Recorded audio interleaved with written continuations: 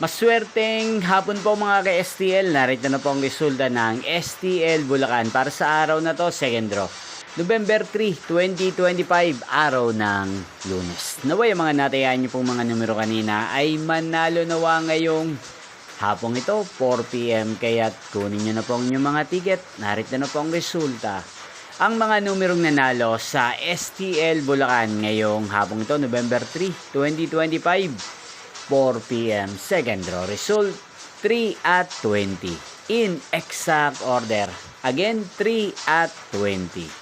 At ngayong hapong ito sa STL Bulacan, natin pong i-shoutout si Ate Bina ng Bulacan. Shoutout po sa inyo, Ate Bina. Sana po ay nasa maayos kayong kalagayan. At sa lahat po ng mga taga Bulacan, shoutout po sa inyo. Inyo pong napanood ang resulta ng STL Bulacan sa channel na to, Roderick Hernandez TV.